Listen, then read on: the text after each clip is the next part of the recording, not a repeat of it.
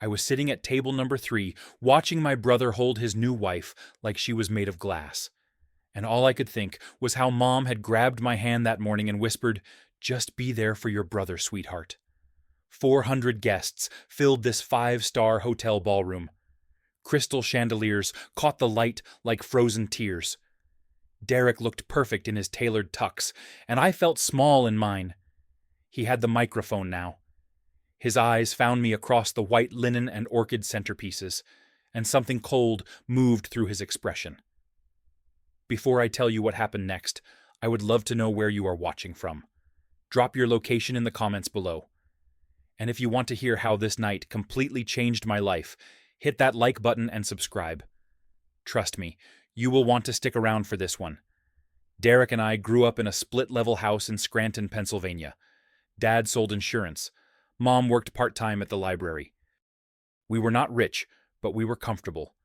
Derek was 5 years older, and from the moment I could form memories, he was the golden child. Captain of the football team, straight A's without trying, full ride to Yale. I was the kid who spent Saturday mornings at the piano instead of on the field. I read Kerouac when I should have been studying playbooks. I liked jazz clubs and art galleries. Dad would look at me sometimes, like he was trying to figure out where I came from. The comparisons started early. "Why cannot you be more like your brother?" became the soundtrack of my childhood. Derek seemed to carry the weight easily. He would ruffle my hair and say, "Do not worry, little man. Someone has to be the sensitive one." I did not realize until much later how much resentment lived under that easy smile. When I was 25, working as a music teacher at McKinley High School, my life exploded on a Tuesday afternoon in October. I was driving home from school, thinking about the lesson plan for my jazz ensemble class. The light was green. I was going 30 miles per hour through the intersection on Mulberry Street. A semi-truck ran the red light at 50. The driver had been awake for 19 hours straight. I never saw it coming. I woke up 4 days later with a fractured spine, 2 broken ribs, and a pelvis held together with titanium pins. The physical pain was immediate and overwhelming, but the psychological weight took longer to settle. 4 months in the hospital, 6 months of physical therapy, learning to walk again. The doctors said I was lucky. I did not feel lucky. I felt like someone had taken my life and replaced it with a damaged copy. My girlfriend Emma stayed for 3 months. Then, one night, she sat on the edge of my hospital bed and said, "I cannot do this anymore, August. I am sorry." She was 26. She wanted to travel, to live, to dance. I could barely stand without crying. I told her I understood. I did understand. But it still felt like losing a limb. Derek came to visit once during those 4 months. Once. He walked into my room at Geisinger Medical Center, looked at the machines and tubes and said, "This is really inconvenient timing for me, August. I have a big presentation next week for the partners." I asked if he could stay a few days. Mom was exhausted from driving back and forth. Dad was barely holding it together. "You are being selfish," Derek said. "The world does not stop because you got hurt." He left after 40 minutes. Mom made excuses. "Your brother shows love differently, honey. He is worried about you in his own way." Dad just looked sad and tired. After I got home, Derek would call every few weeks. Surface conversations. "How are you feeling?" "Better." "That is good. Listen, I have to run." Once during a particularly dark period, when I admitted I was seeing a therapist for depression, he actually laughed. "Come on, man. You need to man up and move on. It has been 6 months. I lost my teaching job. Budget cuts, they said, but I knew they needed someone who could be there every day without fail. Some mornings I could barely get out of bed. The pain was not just physical anymore. It had grown roots in my mind. I moved back in with my parents for a year. I was 30, living in my childhood bedroom, watching Derek's career soar in Boston, while I struggled to see a future. But I did see a future. Eventually. Slowly. I found a new therapist who actually helped. I took up yoga to manage the chronic pain. I started writing music again, not for a classroom, but for myself. 3 years after the accident, I got a part-time job teaching piano lessons at a community center in Dunmore. It was not much, but it was mine. I moved into a small apartment. I learned to live with the pain instead of fighting it every second. I learned that survival is not the same as giving up. Derek got engaged during this time. To Natalie Bronson, a pediatric surgeon. I met her twice. She seemed kind, if a little formal. The wedding was planned for June. Then, 3 weeks before the date, Derek called and said it was off. It just was not right, he told me. He sounded annoyed that I asked questions. I found out later, through a mutual friend, that Derek had been sleeping with one of Natalie's bridesmaids. The friend also mentioned Derek had started dating someone new almost immediately. Someone who worked in corporate law. Someone with connections that could help his climb up the ladder at his consulting firm. That someone was Isabelle Hartwick. 2 weeks before this wedding, the one I am sitting at right now, Derek called me out of nowhere. "I want you to be my best man," he said. I almost dropped the phone. We had barely spoken in months. "Really?" I asked. "Of course," he said, and his voice had that warm, brotherly quality I remembered from childhood. "I want my little brother by my side on the biggest day of my life." I cried after that call. I actually cried. I thought maybe the accident, the distance, the pain of the past 7 years had finally burned away, and we could rebuild what we lost. I spent hours writing my speech. I wanted it to be perfect.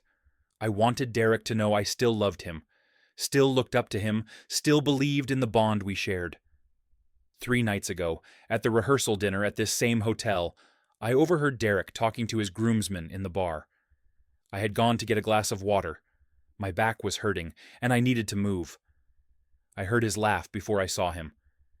"Yeah, I asked August to be best man, because Mom forced me to," he was saying. "She literally cried on the phone, said it would destroy him if I did not include him." The groomsmen laughed. Someone said, "That is rough, man." Derek just shrugged. "Whatever. It is one day. Then I can go back to pretending he does not exist." I stood there holding my empty glass. I did not confront him. I told myself maybe he was just drunk, just nervous, just being stupid with his friends. But I barely slept that night. This morning, Mom texted me, "Please do not do anything to ruin your brother's day." I stared at that message for 10 minutes. Why would she say that? What did she think I was going to do? I texted back, "I am just here to support Derek." She did not respond. The ceremony was beautiful. Isabelle looked stunning in a lace gown that probably cost more than my car. Derek cried during the vows. I stood next to him, holding the rings, feeling like an actor in someone else's movie. When he kissed his bride, everyone applauded. I applauded too. My hands felt numb. At the reception, during family photos, Derek kept positioning me in the back. "Can you move a little to the left? August." "You are blocking Grandma." "August, maybe stand behind Dad." When I tried to stand next to him for a brother's photo, he put his hand on my shoulder and guided me backward. "Let us get one with just me and Isabelle first," he whispered. "You kind of block the light." I should have left then. I should have walked out. But Mom was watching. Dad had died last year. This was supposed to be a happy day. So I smiled and moved where I was told and felt myself disappearing. The reception began with champagne toasts and a dinner I could not taste. I sat at the head table between a groomsman who worked with Derek and a bridesmaid who spent the entire meal on her phone. I tried to make conversation. "How do you know Derek?" The groomsman looked at me like I had asked him to solve a differential equation. "Work," he said, and turned away. Isabelle and Derek danced. Then Isabelle danced with her father. Derek danced with Mom. The DJ played all the expected songs. People laughed and drank and took selfies. I watched Derek watch me. Every few minutes, his eyes would find me, and his jaw would tighten. Isabelle noticed too. She leaned in and whispered something. Derek shook his head. My phone buzzed. A text from Mom. "You are doing great, honey." Another buzz. "I am proud of you." I did not understand why she was texting me from across the room instead of just coming over.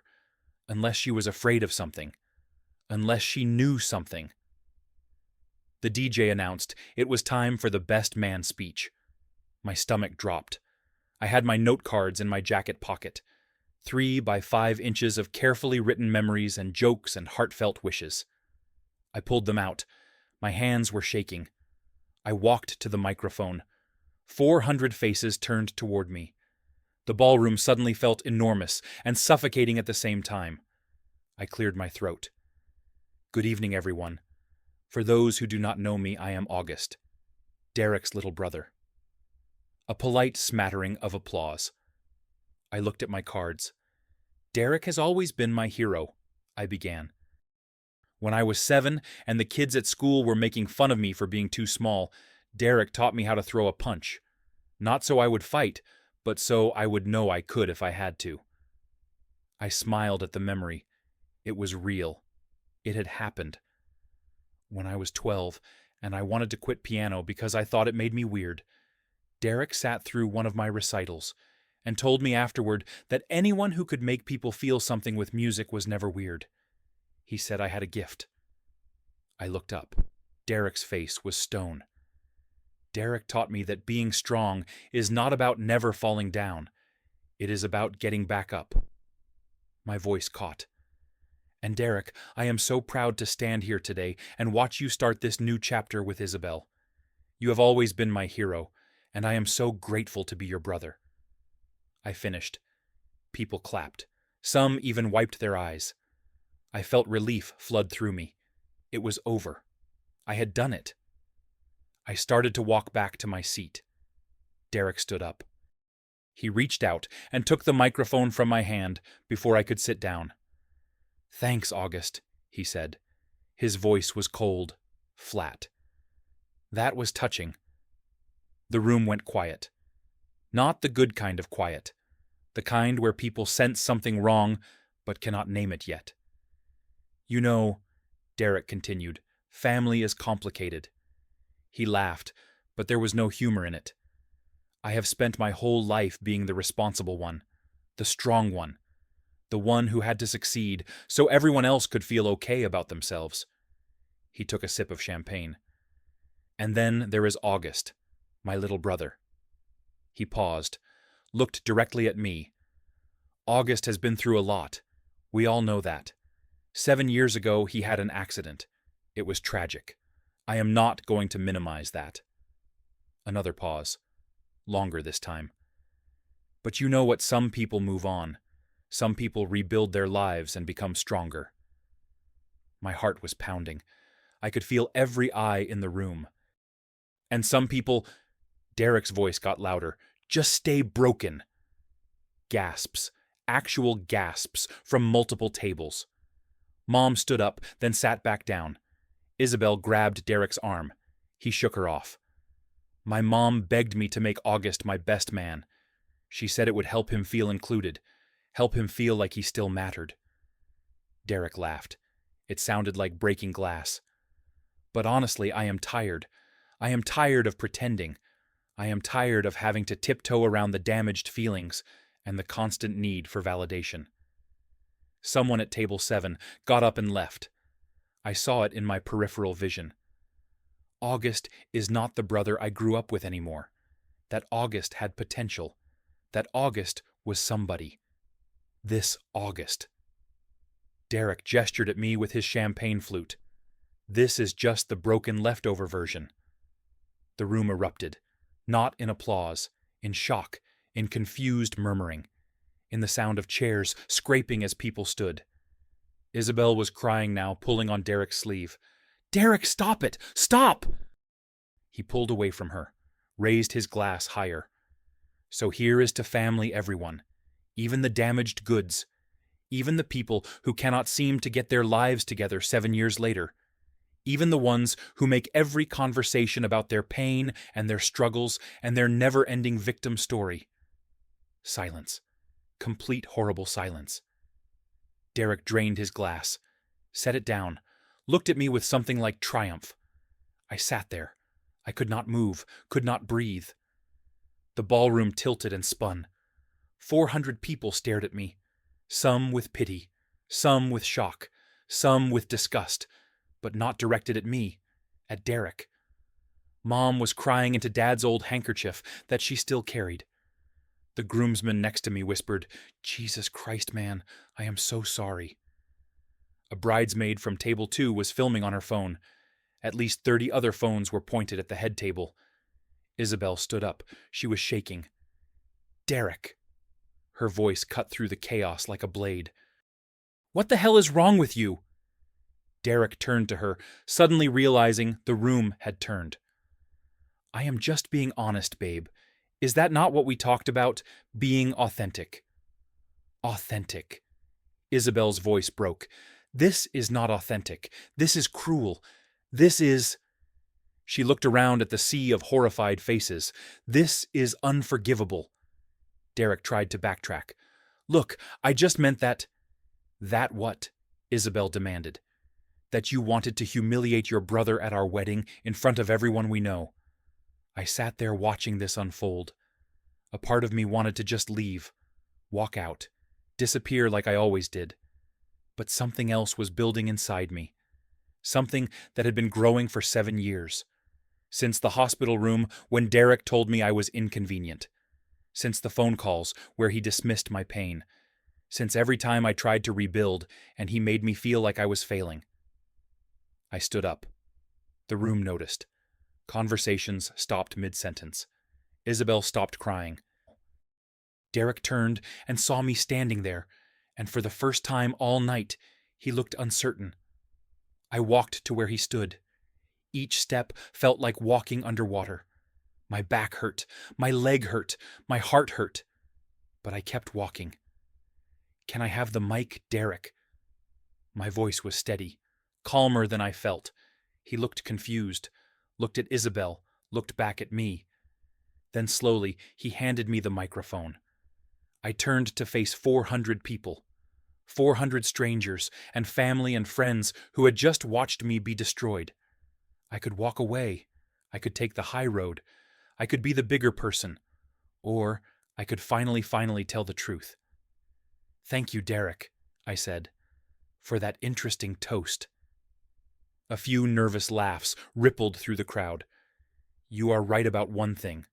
I did have an accident, and it did change my life." I took a breath. But let me tell you what really happened that night, 7 years ago. October 14th.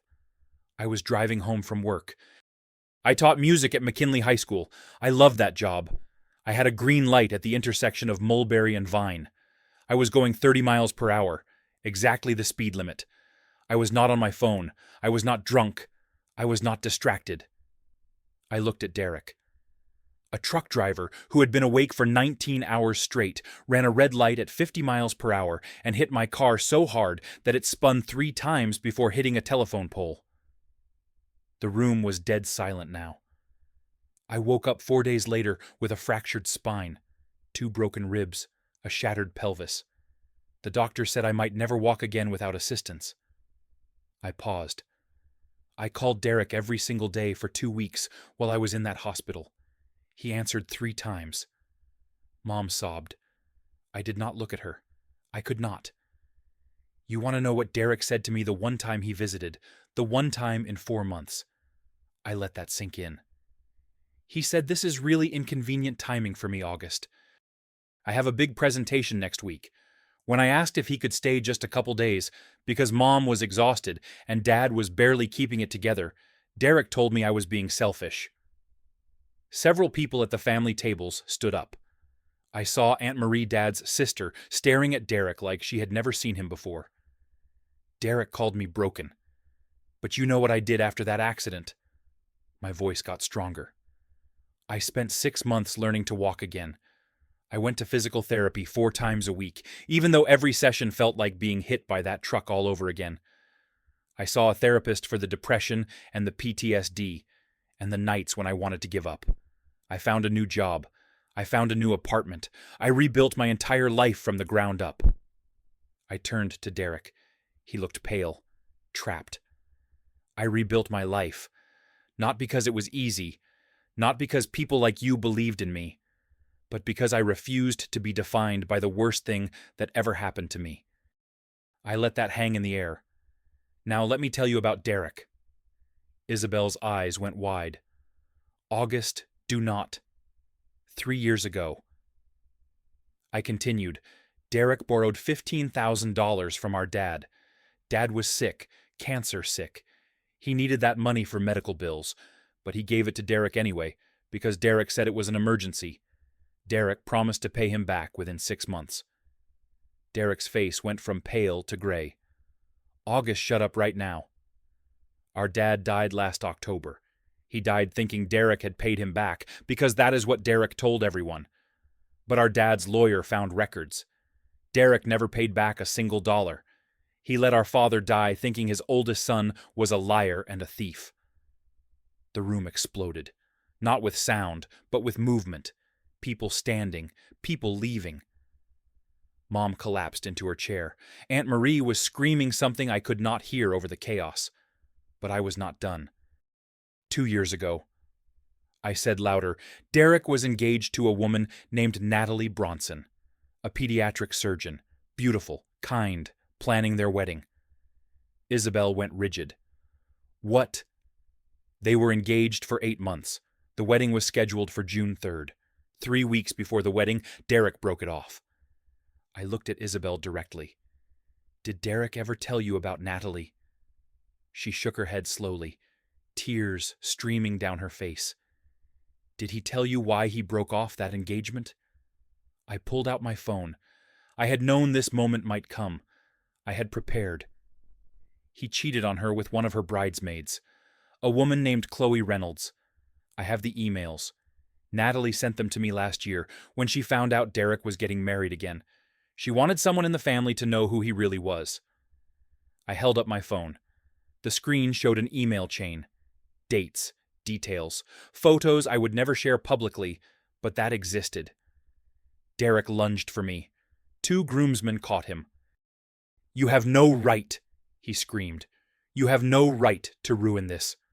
I have every right, I said quietly. You called me damaged goods in front of 400 people. I turned back to the crowd. Half were already gone, but the half that remained needed to hear this. Derek broke up with Natalie because he met Isabelle at a company networking event.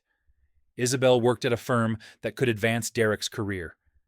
Natalie was a doctor, sure, but she did not have the right connections. So Derek traded up. I looked at Isabelle. I am sorry you are finding this out like this, but you deserve to know who you married. Isabelle pulled off her wedding ring, set it on the table with a small, terrible clink. And you want to talk about being broken? I turned back to Derek. Our dad's funeral was on a Saturday. You told everyone you had a work emergency, that you had to fly to Chicago for a client meeting that could not be rescheduled. Mom looked up. That is what happened, she whispered. No, Mom, it is not. I pulled up another email on my phone.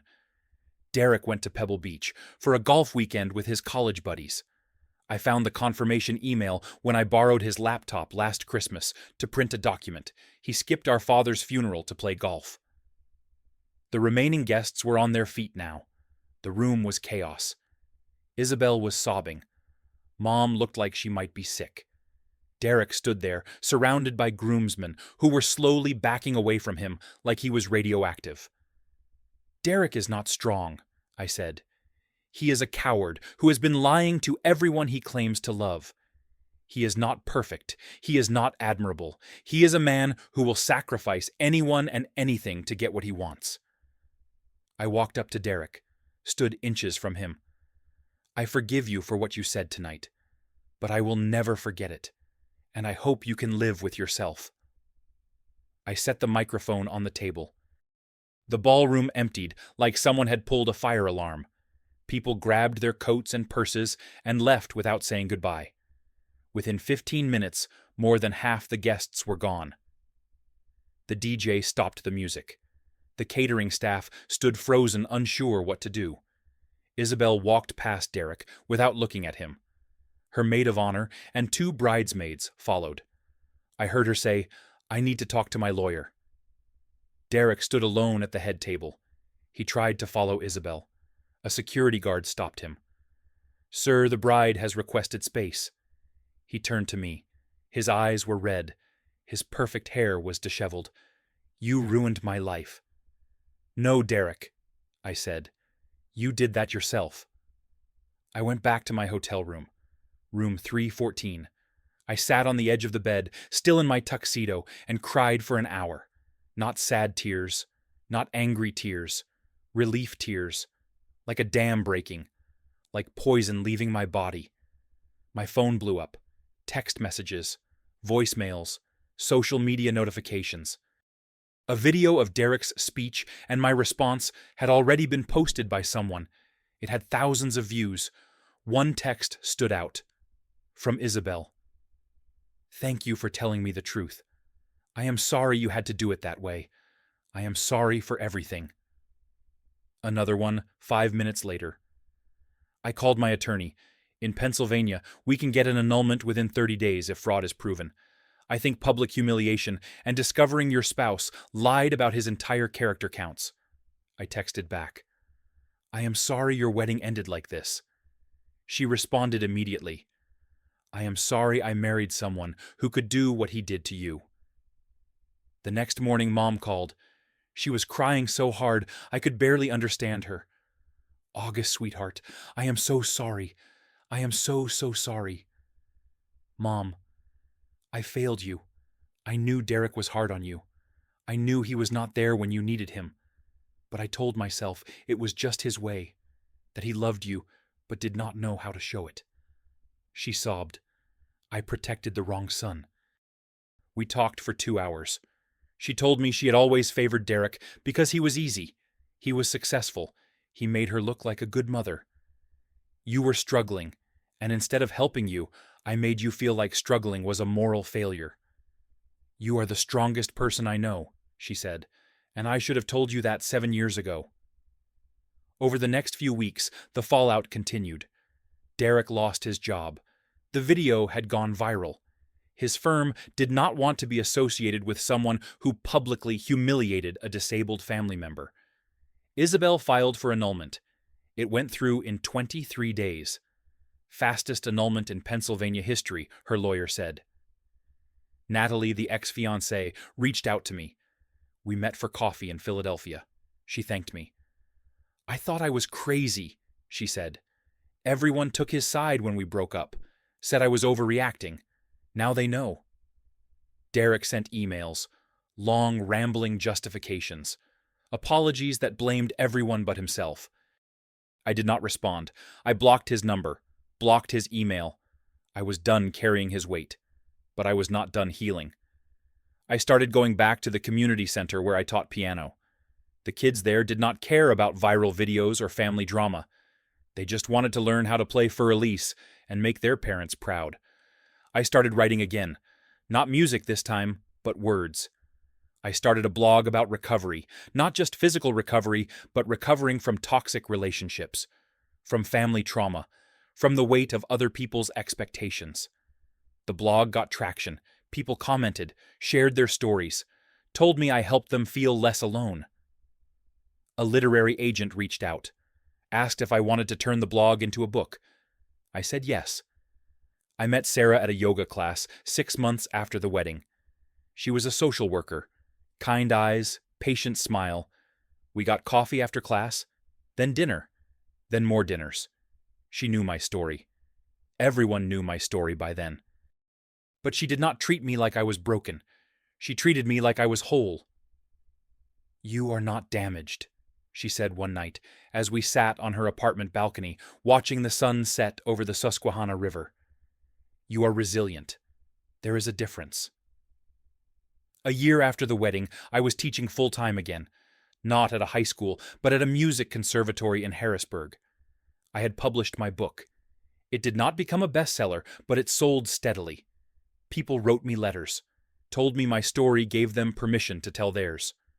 Mom and I rebuilt our relationship, slowly, with therapy and honesty and hard conversations. She met Sarah. They liked each other. Mom cried happy tears this time. Derek moved to San Diego. I heard through mutual acquaintances that he was working in real estate, that he was dating someone new, that he told people the wedding incident was a misunderstanding blown out of proportion by social media. I did not care. Looking back, that wedding was the best thing that ever happened to me. Not because I wanted revenge, not because I enjoyed watching Derek's life implode, but because it freed me. I spent 7 years trying to prove to Derek that I was worthy, that I was still his little brother, that I mattered, but I did not need his approval. I never did. Forgiveness is complicated. People say you have to forgive to move on. I disagree. I do not hate Derek anymore. Hatred is exhausting, and I have been exhausted enough for one lifetime. But forgiveness does not mean reconciliation. It does not mean pretending the past did not happen. It means releasing the hold it has on your future. I forgive Derek for what he said, for what he did, for who he chose to be. But I will never have a relationship with him again, and I am okay with that. Sometimes staying silent is not strength. Sometimes it is just suffering. That night at the wedding, I chose to speak. I chose to tell the truth, even though my hands shook and my voice cracked, and I knew it would burn everything down. It did burn everything down. The wedding ended in chaos. Derek lost his marriage, his job, his reputation. But I lost the weight of pretending. I lost the belief that I was less than. I lost the damaged goods label he tried to pin on me. And in losing all of that, I found myself. I do not know if Derek learned anything from that night. I do not know if he ever looked in the mirror and saw who he really was. I hope so. Not for my sake, but for his. Because living a lie is its own kind of prison. But I learned my lesson. You are not what happens to you. You are not the worst day of your life. You are not the labels people put on you when they are too scared to face their own failures. You are how you rise, how you rebuild, how you choose to show up even when everything hurts. That wedding ended in disaster, but for me, it was the beginning of everything.